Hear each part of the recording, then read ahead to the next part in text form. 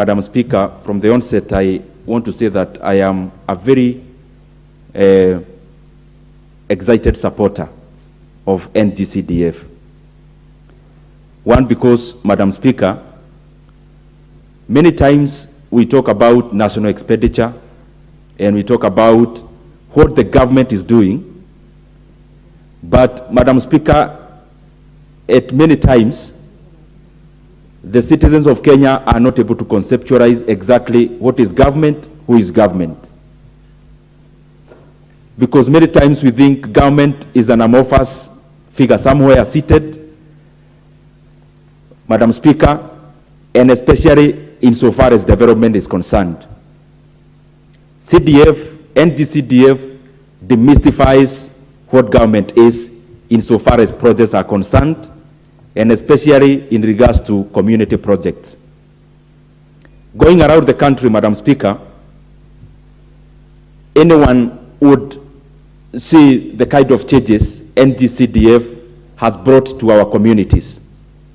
Hardly would you go to any side of Kenya, to any corner of Kenya, without seeing the significance of NGCDF in regards, Madam Speaker, to projects that touch the members of our localities, and especially in the deepest, Madam Speaker, of the villages of Kenya.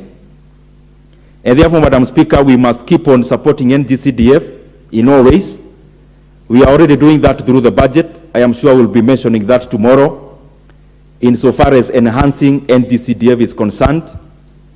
And Madam Speaker, even structurally, I always feel that other devolved funds can borrow a lot from NGCDF. Because the way in which NGCDF is administered, Madam Speaker, it can be a very good learning book for any country, and even within our country in regards to development funds. This is a fund where out of 100 shillings allocated, 95 goes into real, tangible development projects. And Madam Speaker, when we talk about real development projects, NGCDF is not just a kitty for building infrastructure, but also of adding value to the highest resource we have in the country, which is the human resource. And that is why, Madam Speaker, comparatively, CDF across all the 290 constituencies, we are the biggest supporters of education, Madam Speaker, only number 2 from the Ministry of Education. And this goes a long way into adding value, into servicing the human capital, because it is the highest priced factor of production that we have as a country.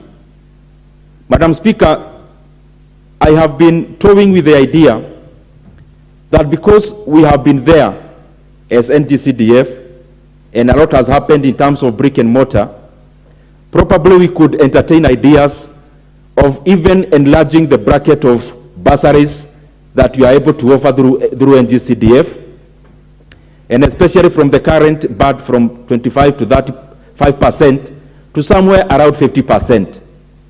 And the reason why, Madam Speaker, I've been entertaining this idea, I have a program supported by NGCDF in Kiharu, which we call Kiharu Masomobora program, which supported by NGCDF, the parents of Kiharu who have their young ones in day schools, they pay only 1,000 per term, only 1,000 per term in terms of school fees.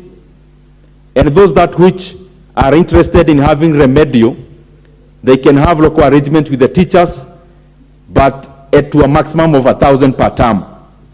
Madam Speaker, this is to enhance having as many of the people of that age in schools, but also, Madam Speaker, by making also school exciting.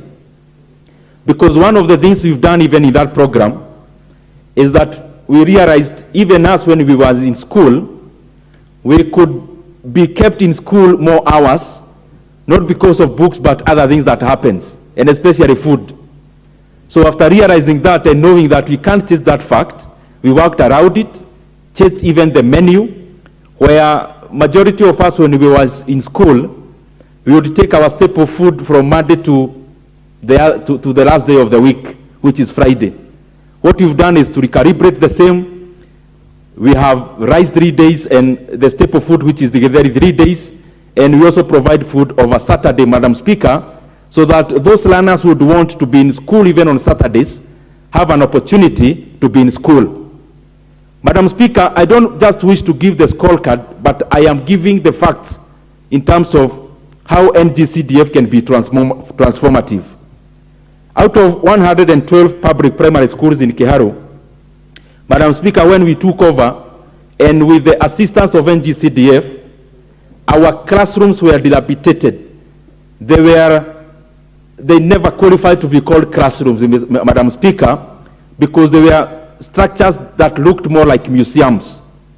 But Madam Speaker, through NGCDF, we have been able to transform all the 112 public primary schools, and all of them, they look like what we call like academies, and all of them are tiled, Madam Speaker, to the exclusion of none, all the 112.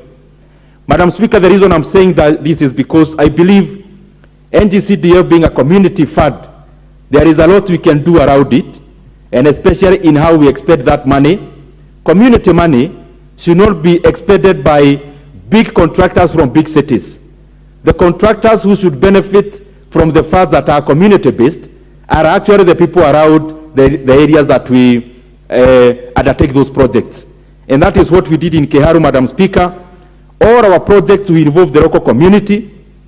We use the procurement methods that necessitate that all the money remains around the community. And Madam Speaker, by doing so, initially we imparted skills. Number one of fixing tiles to 150 foodies from Kiharu who have done all the tiling. And we also trained our in-house team of 150 who do all the manner of professional painting that we do. The reason I'm saying this is not basically because of Kiharu and NGCDF. I'm saying this having Kiharu and NGCDF as a representation of the other 290, just to show the country the level at which NGCDF can transform. Madam Speaker, because of the nature of this fund, we have had many other countries coming to Kenya. Just recently, I was with one of our colleagues, a friend of mine from the Parliament of Zambia. They have a similar fund like NGCDF, and Madam Speaker, they actually came to benchmark on how to administer NGCDF from Kenya. We have to keep ourselves alive into the dynamics of change, even in management of such funds, so that we do not again give these kind of tale stories like the ones we give when Singapore came to Kenya to run about national development. And therefore, the more the reason that NGCDF had to keep evolving so that it continues, Madam Speaker, to address issues that are current. And that is part of the reason why I still believe and entertain the idea that we must enlarge the bracket of NGCDF in terms of bursary, because many more constituencies can offer Masomobora or that kind of program where we lessen the burden of parents, Madam Speaker, and especially those who have their children in day schools. Mr. Speaker, I have seen there is a change, just because of the viewers, they don't get confused. There is a Mr. and Mrs. And Madam.